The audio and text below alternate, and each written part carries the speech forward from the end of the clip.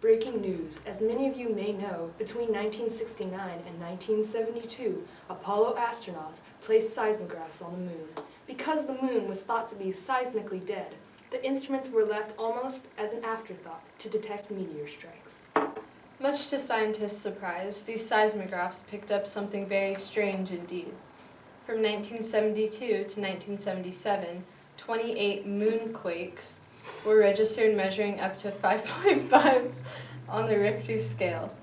A magnitude 5 earthquake on Earth is energetic enough to move heavy furniture and crack plaster.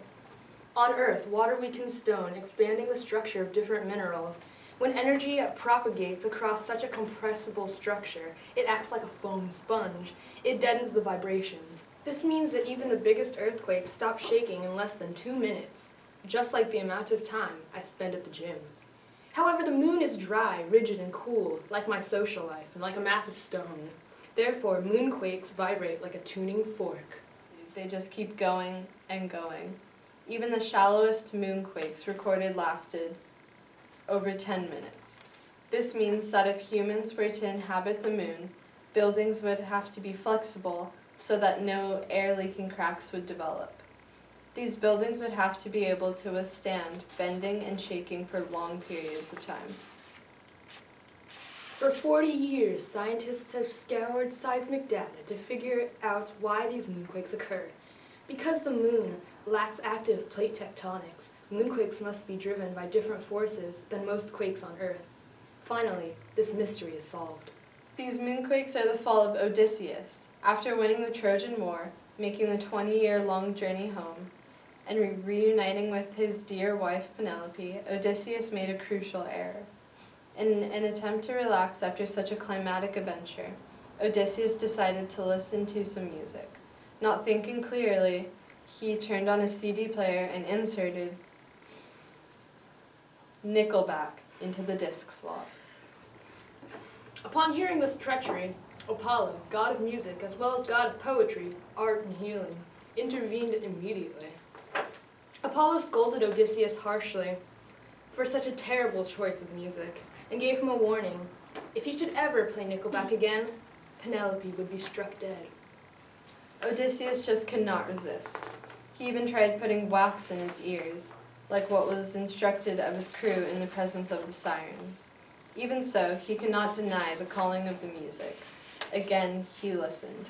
Holding true to his word, Apollo struck down the watchful queen Penelope. Odysseus was distraught at the loss of his love.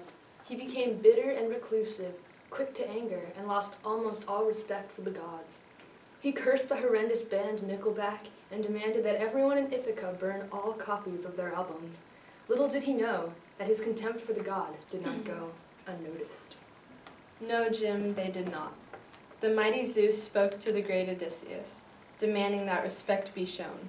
When Odysseus refused, Zeus punished him. Not only did Zeus send the baffling moonquakes, but he brought back all the Nickelback albums from being burned to remind Odysseus of his loss. In addition to all of this, Zeus gave life to Nicolas Cage, Internet Explorer, Krugs, the Kardashians, and the font Comic Sans, thus ruining all life on Earth. Ruining life on Earth. That sounds like my third wife. Jim, there's a time and a place for your personal problems. Sorry about that. Now continuing with the hot topic. Since the reveal of this information, Nickelback lead singer Chad Kroeger has taken to Twitter saying, and I quote, "Wow guys, our music isn't that bad," end quote, but clearly it is. People everywhere have tweeted in response. Your music made my newborn son cry, from Tiffany in California. If I had to choose between walking on Legos in bare feet for hours and listening to Nickelback for 1 minute, I would choose the Legos, from Jerome in New York. Nickelback walks into a bar. There's no punchline because ruining music is not funny, from Nina in Minnesota. Many people are having trouble with this new information, as it is a true shock. So a hotline has been established for those who need extra help. Please call 1-800-THE-ODYSSEY hotline. Counselors are on the phones now. Okay. Thank you for listening to this special report. Return to your regularly scheduled programming. And don't forget to catch us on air with Ryan Seacrest at 6 o'clock. We'll be constructing a replica of the Mona Lisa using dried Nutella. I have a rash, like, right here. Do you think, like, I don't know, like, what cream would be good for it? Oh.